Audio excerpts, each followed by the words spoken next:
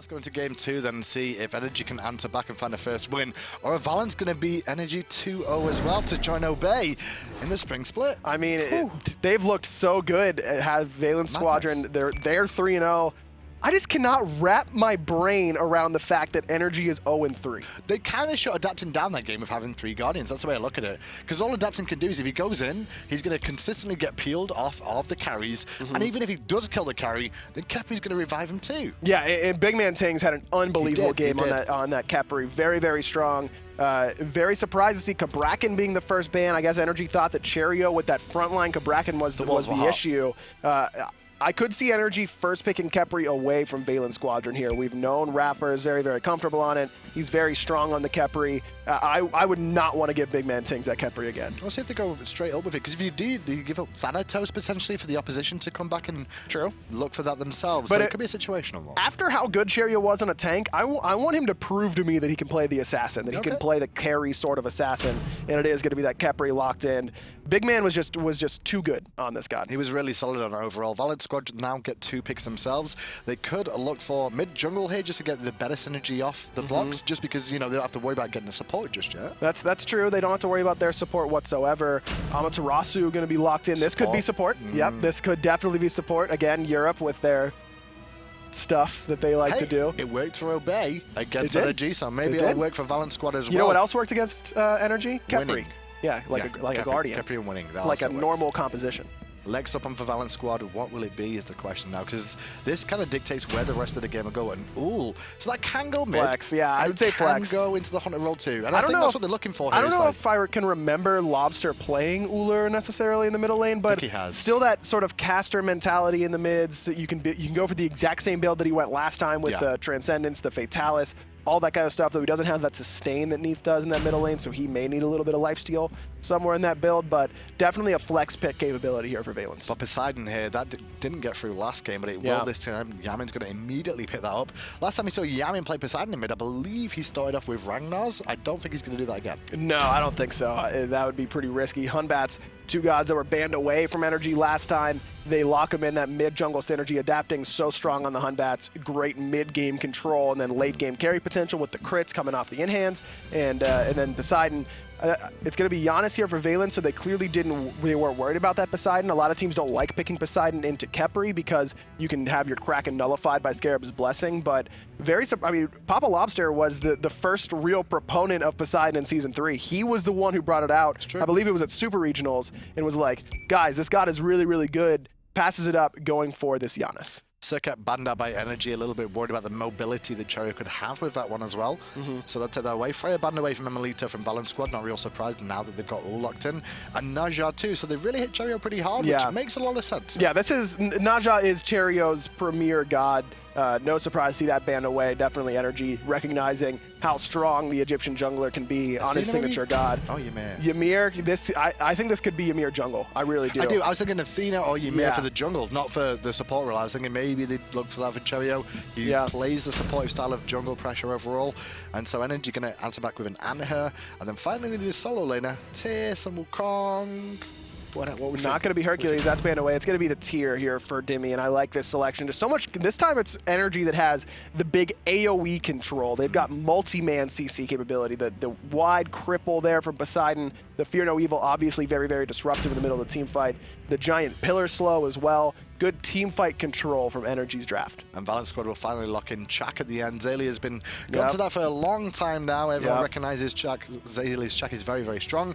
Not scared to go damage on that either with the Transcendence early if he gets allowed to just free farm. And he should have the push potential to really get Dimi underneath that tower early on. Tier very, very good in the early game, but probably still not as good as Chaac with that blue stone. Well, on paper, I'm favoring, I gotta say, NRG Squad, or at least on paper, the picks and bans wise anyway. I mean, after game 1, I would have wanted to favor Valance here, but I don't think they did as well in picks and bans as they did in game 1. The Ymir for me is going to be the real difference maker. Can Cherryo position well enough to wall off Yammyn in the jungle, or is he going to be really abused by Poseidon, really take advantage of that immobility in the jungle? That's one of the things Poseidon excels at.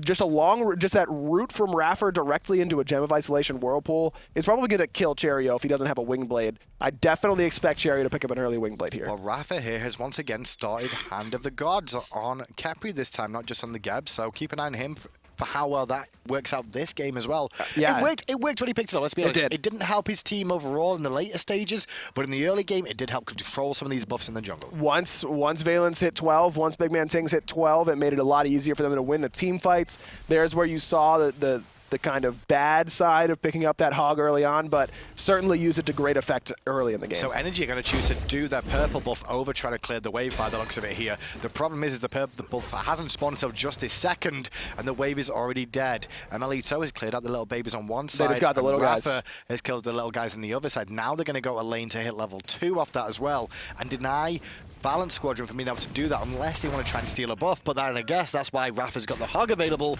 in case they go for the steal. A very, very good play there, understanding that they are going to get out pushed. Even with a pretty decent early lane clear from Anhur, not great in the early game with that impale. Takes until you max it out really to be really solid wave clear.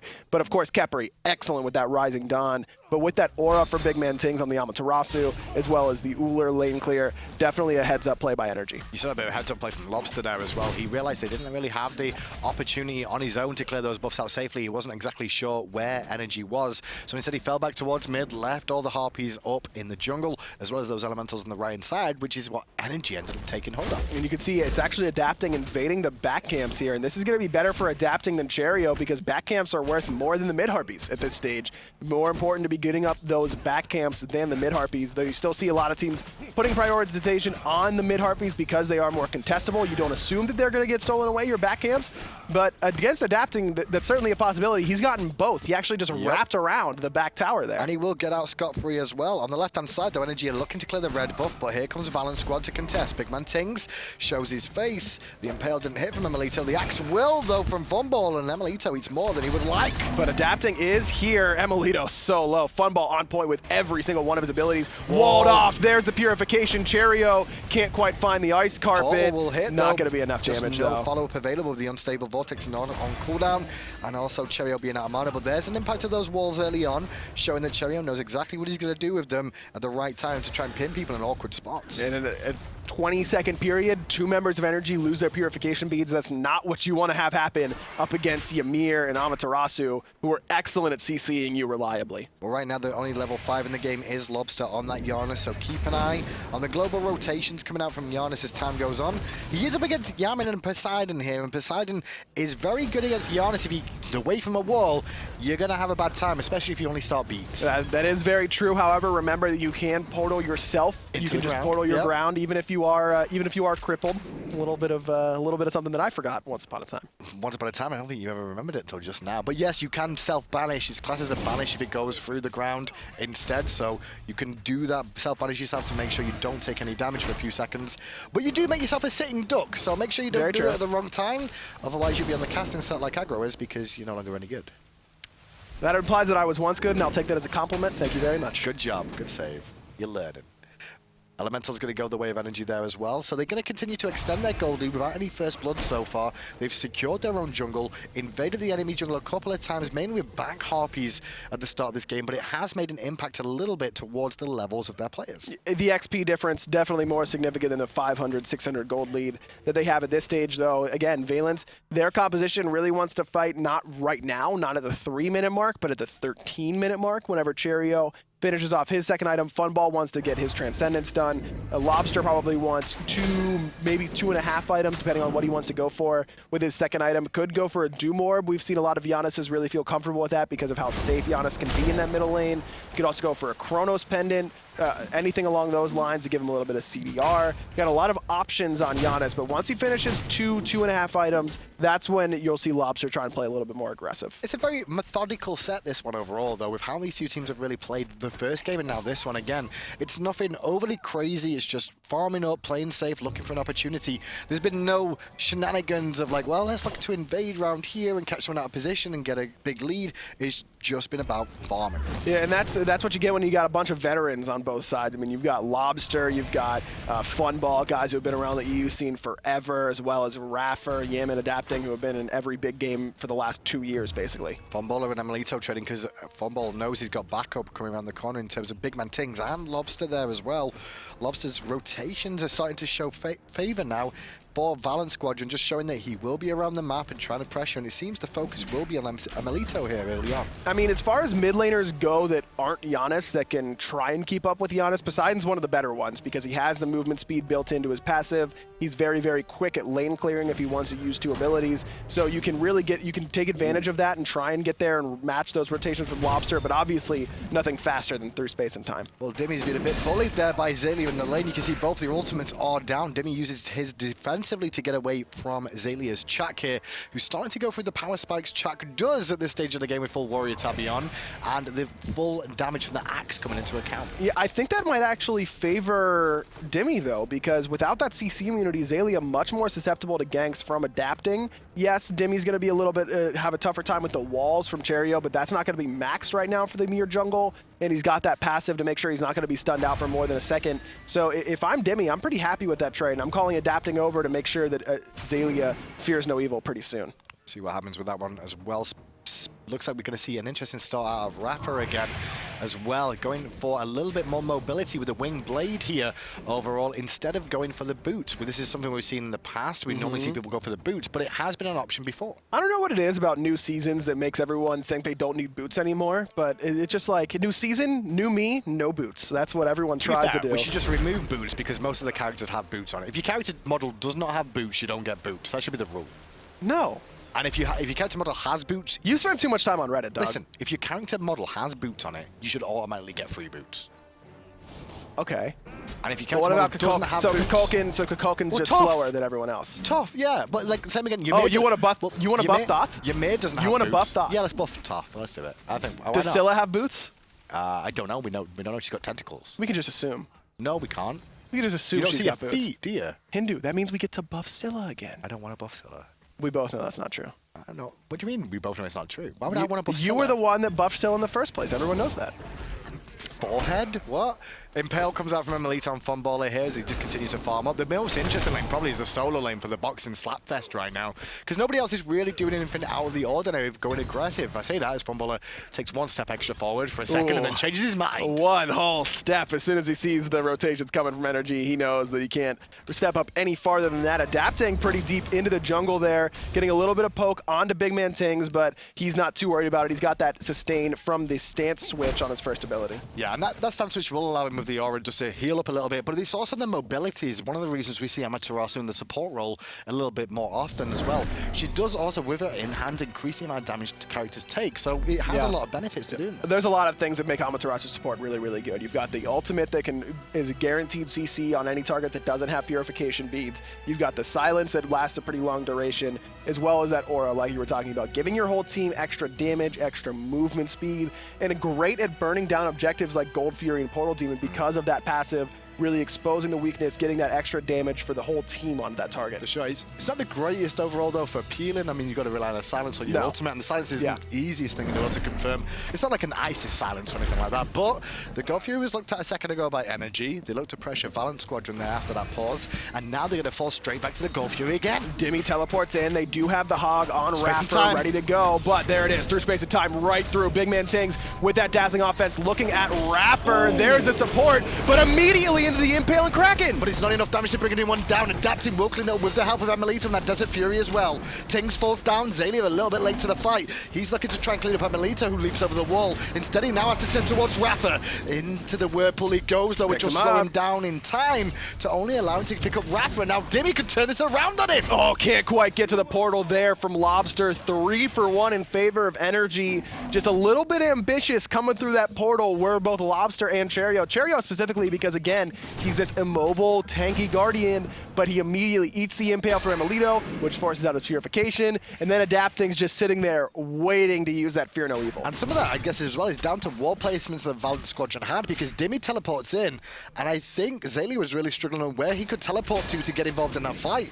I think he ended up going towards tier 1 mid lane tower. Yeah, I think he did too. And having to rotate in there. If he would have had a ward a little bit closer, it could have made a bit of a difference in that engagement. In the end, NRG win the fight. They get first blood out of it as well. They don't get the Gold Fury, however, so there's a small boon for Valance Squadron there. About 1,000 gold in the lead for NRG right now. Yeah, or 1,300. You got 3,000 experience difference, though, and that's going to start to materialize a little bit more damage than that gold difference. Just getting a couple more points into your abilities, a little bit more base HP, mana, all those sorts of things that really help you to win a close team fight. Now, this is a very similar comp Valance Squadron's running here when you look at it on paper. With the Chaac, with Cherryo and the Ymir, and with Amaterasu, it's all about big tanks for the front line, and then 2 damage dealers as well. The only problem with this is those big tanks in the front line, they do have a lot less control than what we saw out of the 3 Guardian setup they had last game. Yes, very, very much so. Much less control from Valance Squadron's composition this time around. You've got the close range stun from Cherryo, and then that's about it outside of ultimates. I mean, you got the stun from Funballer as well, but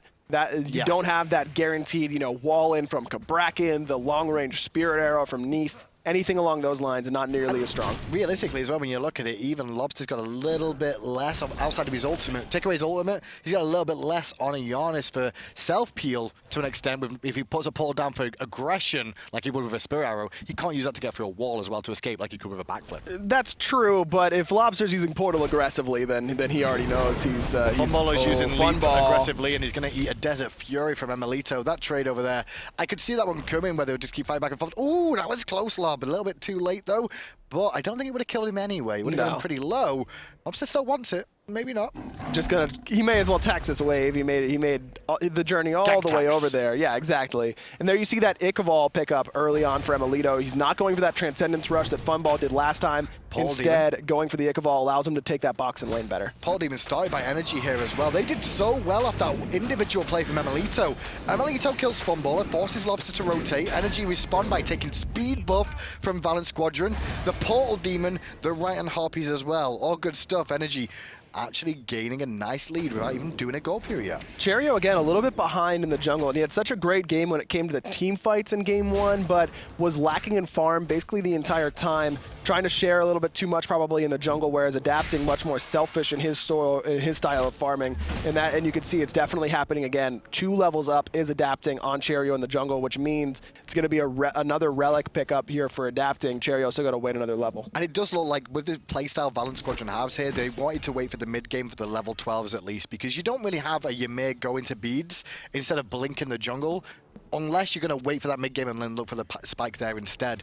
It does mean, though, that NRG do get a substantial lead in the early game by you allowing to do this and not have the aggression from the jungler available to you. Very true, and we saw the Purification was only used once so far from Cherryo, and it didn't even save his life because of how much CC potential that NRG have. It isn't, again, as much as Valance had last time around, but much more similar. They've got long-range CC, long-range control, not so much with hard CC, but with slows. That's the big name for NRG in this game. Slows is the problem. Well, Gold Fury control is in favor of NRG right now, and Adapting going to chase Cherryo back into his own half. Look for the monkey toss there. Think of a cheeky little bounce just to allow a bit more pressure if need be there. But instead, he's going to rotate towards mid for the time being. Meanwhile, on the right-hand side, Dimi on the tier, currently proxy farming waves against Xaliea, trying to answer back some of the lead. And you can see how much of a lead Dimi's managed to collect here against Xaliea, considering how close it was once upon a time. Ooh. 2-level lead. Lawbster forced to use his Aegis and his beads to get away from Adapting alone. That's how much damage he's already doing on that Batz with that Heartseeker pickup. Blink. Oh, Dimi blinks underneath that tower. Cherryo forced to beads, doesn't manage to find the freeze. However, the Kraken will find a mark that hits onto 2. And in goes Dimi again onto BigManTingz, who's forced to ult defensively. Xaliea around the corner looking at Adapting. Adapting gets revived by iRaffer, and NRG fall back to safety. emilitoo's not even arrived yet. It's unusual I get to say that, because normally when NRG fight like that in mid, emilitoo's already there. Very, very heads-up play from iRaffer, spacing beautifully, making sure he doesn't get hit by that storm call so he can't get silenced out, which allows him to find that Scarab's Blessing onto Adapting. Really, really great play there. And again, it's just Cherryo on this Ymir, really getting picked on by NRG, looking to abuse his immobile nature. A little bit late on the beads as well, I want to say, when he got hit by that Fearless. He juggled him a little bit too long, and that just allowed the Kraken to 100% confirm as well the damage onto him. emilitoo jumping in. He needs to find a little bit more than that. No mana. You know, I respect it, man. No, I don't. Yeah, how do you not love that? He saw 2 in lane and went, I've got enough for a leap and a Desert Fury. Let's do this. If he would have hit... No, come on. Come on. Yeah, but like, when you hear Leroy in your comms, you're just like, all right, it's either going to go really well or really poorly. I mean, you're right. Either way he dies there, it's just trying to go one for one. I look at it from the fact that the last time he did that on the left-hand side, it actually resulted in a big net win for NRG. So doing it again, if he finds a play there, he hits the highlight reel and maybe nets NRG a little bit more as well. But instead, not the case. I actually do think, though, Adapts on the right did steal away the speed buff while emilitoo was dying, though. And so emilitoo can be like, calculated. I knew what I was doing. I caused a distraction. Trying to get Adapting another speed buff. Cherryo off the mark there with the freeze, directly into the abduct. Going to take a lot of damage. Doesn't have that purification. Use the shards of ice to give him that CC immunity, but the Kraken going to find a home, as is the fearless Dimi picks him up. Dimi just waited with the fearless there, stood and took the damage that Ymir was going to do, and then turned it around straight afterwards. Now Xalia's in trouble as well after Adapting's fatal evil hit, but Funballer did a lot of work there. BigManTingz looking to stun out iRaffer and pick up a kill in response. Dimi, however, took out Xaliea as the fight happens, and Adapting managed to revive, but Lawbster wants the kill. He jumps to a minion, looking to juke out, and Voice moves him all the damage. How are they missing everything here? Adapting's jukes are on point, and Lawbster's annoyed by the looks of it. I think he wants to give chase. Oh, he's still going. He wants him, but Adapting's got that speed buff. He's not going to be able to catch him. The unstable vortex just could not find a home. Lawbster tried to shotgun him, but just missed. Unstable vortex, he also had Ullr-bladed arrow that missed there as well. The damage coming out from BigManTingz as he was trying to close the gap as well, missed. So Adapting just juked around, and it was all thanks to the speed buff that emilitoo did on purpose to make sure Adapting would live. Shout out. Good job, emilitoo. Shout outs to emilitoo. You know what's also funny about that is the only reason Adapting's in that position is he has Scarab's Blessing on him, and Lawbster hits the snipe on him, but it was half a second too early, so he gets revived, brought back to where iRaffer had died, and then he's got to try and do the jukes there. Lawbster, a little bit unfortunate with that timing. It must have been literally half a second too early. Well, it's now 7-3. The gold lead is around 2,000 to 3,500, I should say. No, it's 2,500. Math is hard today, it seems. Math's always hard, dude. With the gold fury, not really. I mean, it's just like, how many have they got? How many have they got? What's the difference? It's not rocket science. You're the one who just messed it up. I tried to help you, and you just BM yourself. I don't want to. You'd rather BM yourself than accept my help. That's how I deal with things, okay? I BM myself so nobody else can. That's how you defend yourself. See, I try that, but then it's just me and you guys crapping on me all the time. Because you're stupid. That's not the only reason. And there it is. 5,000 experience, though, in the lead for NRG, and that 2,500 gold is just under now as we continue watching this. I expect to see them go for potentially the Gold Fury there as well off the back of that. But they are even respectful of Valance and the fact that they do have a Janus still who can fire that through space and time and transport the whole team to a fight. Dimi, though, coming towards mid. He's going to have that angle onto Cherryo, going to find that fearless Yammyn. Does have the Kraken, but doesn't want to use it onto him quite yet. Cherryo finds the freeze, immediately the purification. There's the Kraken, but it misses. Cherryo uses purification. And Aegis. And Aegis, though. It would have been fine with just purification. While this is going on, Adapting once again will take his secondary speed buff in the jungle that he owns on the right-hand side there. Yeah, that's his speed buff now. Cherryo hasn't gotten it so long, it's not his anymore. And emilitoo was like, I was going to box for you, but Funballer's not here this time, so, you know, I'll just farm the wave instead and apply a bit more pressure. But surprised to see Cherryo gone for the Aegis here to go with the beads. He's not... I was expecting maybe some aggression on this team, because when you actually look at the composition Valance have drafted, who is their initiation? What is their real initiation here? A wall.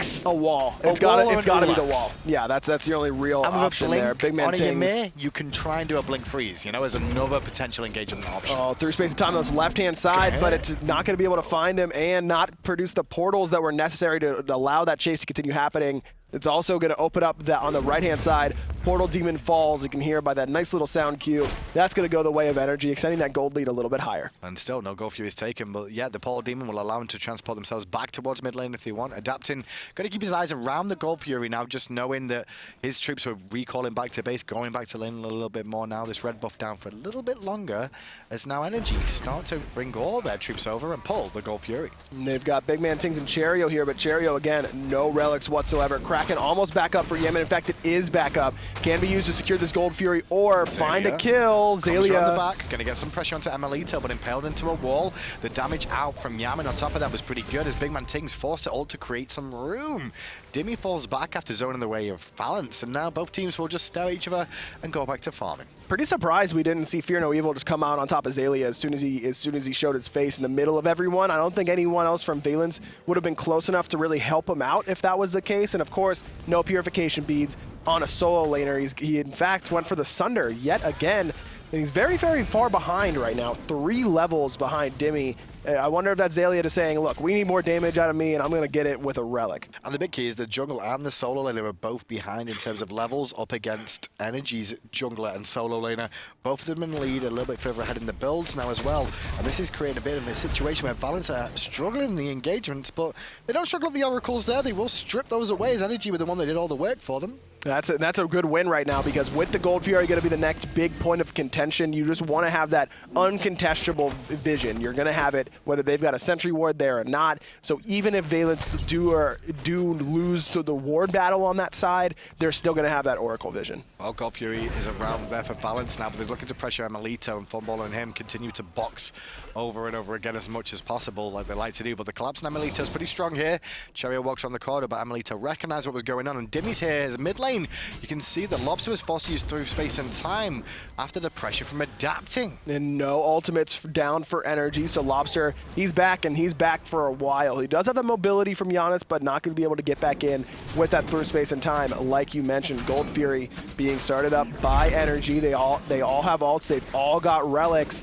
Dimi has that blink ready as well. On zone, Dewey going to get an axe, but adapting blinks in and gets a fearless, No Evil off. Not enough damage though, as a fearless now comes through from Cherryo into a Kraken that gets aegis out. Yammyn takes a lot of poke there, but he's still standing for now. Xaliea on zone duty eats a lot of poke from Yammyn, and the Whirlpool will struggle him down to allow Adapt and emilitoo to combine to pick him up. Next on the list is BigManTingz as emilitoo looking for another one on top of this. Leaps over the back, but just too much pressure. The Aegis bought enough time, and now he's going to get the revive from iRaffer if needed. Funball still trying to trade out his life for someone's. Lawbster, he's going to pick up Yammyn, but going to fall eventually. Funball on the run, adapting. Going to teleport to the monkey. Aegis used by Funball to make sure he doesn't take too much damage from that overhead smash. 4 dead for Valance Squadron. Oh, Funballer was so close. He was looking for the double shot onto emilitoo more than likely if he could.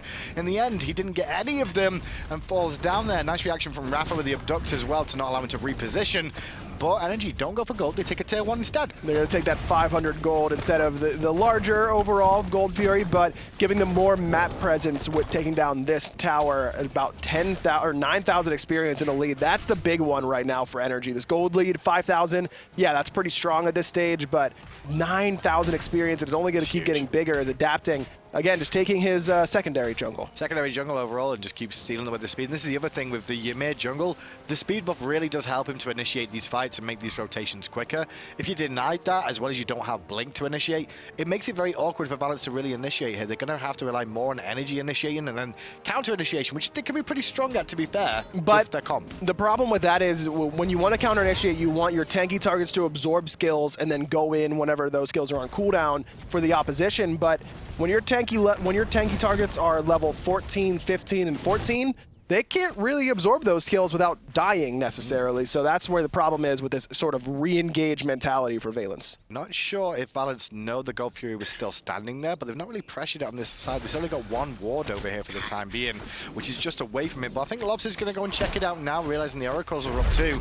He finds the Gold Fury started up. Cherryo on the way from mid lane as well, as Yammyn still farming, forcing the reset for the time being, as Dimi on the right will take down a tier 1 tower. And just continue to proxy farm here. This Dimi's done a great job all game of really controlling this lane up against the lane bully in Chaac. The Premier 1 hasn't really been enough for Xaliea to really take hold in this lane. 3-level difference, and again, Dimi still has that teleport if he needs it. emilitoo might not realize that BigManTingz is lurking in the wings there, but Funballer just took a huge trade that was not good for him. Adapting in mid lane, picks up Lawbster as Funballer's fighting against emilitoo, who 2v1s, and yeah, he deserves those taunts there, let's be honest, you 2v1, jobs are good, and meanwhile mid lane now being pressured by NRG as they're looking to pick up Tingz on the left. Oh, the blink, the fearless, there's the slow. Impale not going to find the home thanks to the body block from the tower. Dazzling offense just trying to buy Tingz a little bit of time, and it might be enough. No, Lawbringer going to slow. There's the fearless iRaffer. He earned that one. He earned that kill. He did, and now NRG are going to get a tier 1 tower on the left-hand side after the tier 2 tower in the mid lane that was taken by adapting in Yammyn too. Nice Aegis on emilitoo, nice Aegis. just in case those minions did a few extra hits. The Portal Demon going to go down as well, and the tier 2 Tauren left, and in a matter of seconds, this game has been blown wide open in favor of NRG. NRG just, they work so well as a unit, but also spread out. They spread you out across the map, and then every single individual skirmish goes their way. Look at the space and time. They got fight down the left, looking for a potential pick on emilitoo. Meanwhile, the rest of the team doing the Fire Giant, and they don't even find emilitoo as well. Valance are in trouble here now. They're on the back foot, and NRG have really put their foot on the gas now. I think maybe Valance thought that emilitoo would be soloing Gold Fury during this time. They were going to try and steal that away and pick him off. I don't really know, but I know Cherryo's in a bunch of trouble right now. The slows from the Gem of Isolation, Fear No Evil just for the light show, as well as Scarab's Blessing. It's a really nice, it just looks nice to look at. Just in case. I think NRG realize how far ahead they are now, and this time to have a bit more fun with this. So Dr. Xalia's good. Into a Kraken, but it's immune thanks to the ultimate from Xaliea to get away from the edge of it. Gonna throw the axe, but they're holding the axe position, and they won't even need it because the impale from emilitoo there was on point to allow him to bring him down before he could teleport to it. The real difference for me in this game for NRG is that Adapting looked like himself. He controlled the map. He was consistently stealing away speed buffs, and he's top of the player damage charts. He's had a phenomenal game on this Batz. Right Phoenix falls, and now NRG waiting in mid lane, looking to bait around the corner. Valance is coming out a little bit more, but now they're going to try and backdoor this. iRaffer has the aggro for now. Ting's going to initiate on Yammyn for a second, but the Phoenix is already dead. BigManTingz, he's going to find a stun onto Yammyn, and then he's going to get immediately turned on. Cherryo gets juggled along with Funball, just buying space for Adapting to pick up BigManTingz. There's a double freeze, but Cherryo so slow in this whirlpool. Yammyn's going to be able to find him as well. NRG look like they're going to be able to pick up their first win of the season. I don't think they've got enough minions here to really bring this down with the respawns coming through right now. But I think you're on point though, that I think this could be the game they win for the first one of spring. You know, just NRG just needed to technically blow up a little bit. It's not the first one of the year because the first one of the year was at the World Championships. Yeah, but I mean, oh, that was nice. That was nice. That was hot. Holding the Sacred Monkey bounce until Lawbster had gone through the portal.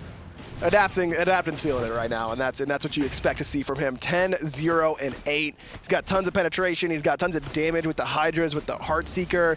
Good amount of cooldown as well. Really, really strong play from him today. I don't see much of a way back in for Valance Squadron right now, though, other than maybe a Fire Giant steal, but there's no Fire Giant for a while.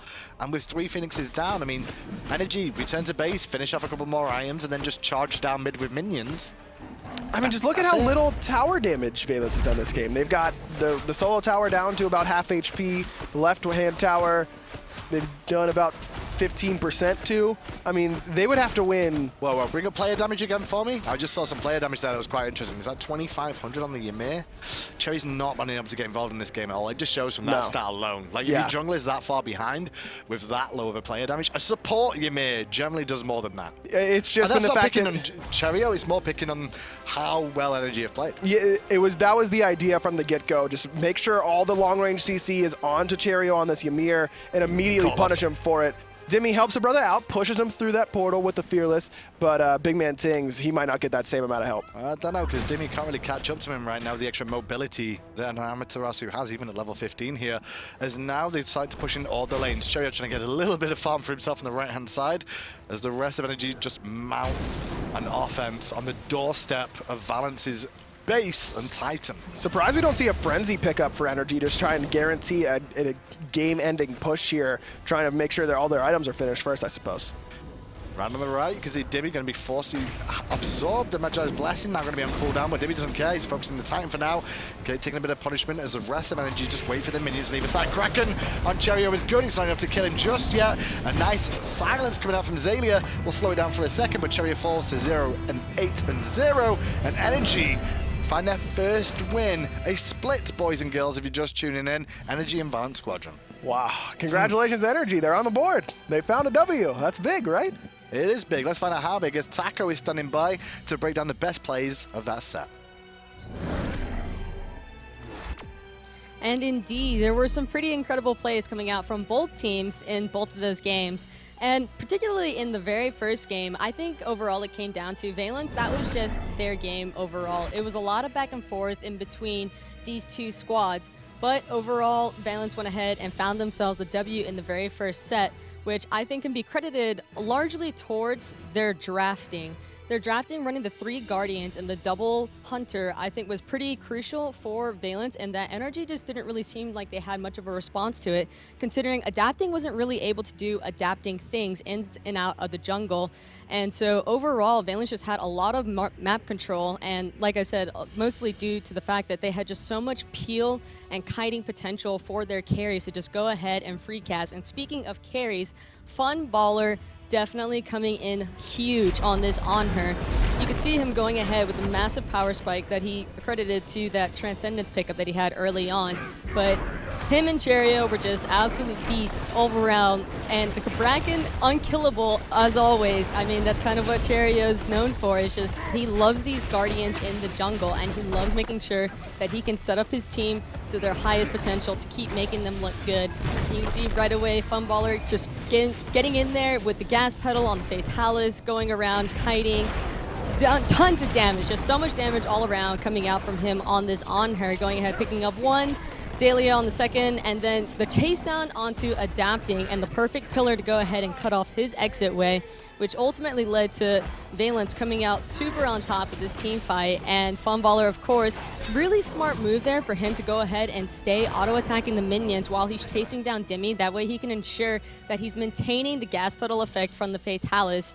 And overall, Funballer and the rest of the squad of Valance just went ahead, picked up the W in game number 1 despite losing that Fire Giant. And overall, just excellent performance coming out of those guys. But NRG, down 3-0, they were not looking to be put out just yet. They went ahead and managed to find themselves a W in the second game, which is really important for them considering that they don't want to find themselves down 4-0. So it was really well done by them to maintain their composure despite that first game loss, considering it did look like it was going to go in their way after they managed to secure the Fire Giant. They went ahead and came up pretty huge, and adapting especially came up really massive on this Batz. And this time around, just like Aggro stated, we actually got to see adapting do adapting things, in that he was maintaining a lot of player damage consistently throughout these team fights, causing a lot of chaos, jumping into that backline with the Batz ultimates for initiation. And overall, his disengage potential as well as his engage was huge. But of course, we can't leave out emilitoo going ahead and returning the fire onto Funballer with this excellent solo kill. Really smart usage of his pillar and using it in order to secure it with his ultimate. But adapting, of course, like we said, his bots was phenomenal this game. He was locking down Lawbster and not really allowing him any escape potential. Just any opportunity that he saw, he was immediately tossing out the 3 to ensure that he could go ahead and maintain chase. And it was really important all around due to the fact that if you have a bot that's going ahead and securing kills and helping your team secure kills and maintaining that much map and jungle pressure, it made it a lot easier the second go around for NRG to go ahead and ensure themselves W. And again, adapting just right there on top of Lawbster, making sure that there is really no escape for him. And all around, I would say that he just seemed a lot more comfortable on this bots than what we've seen him in the other sets. And so all around, just well played to both NRG and Valance. Those are definitely some excellent games to go ahead and watch for the second set of today.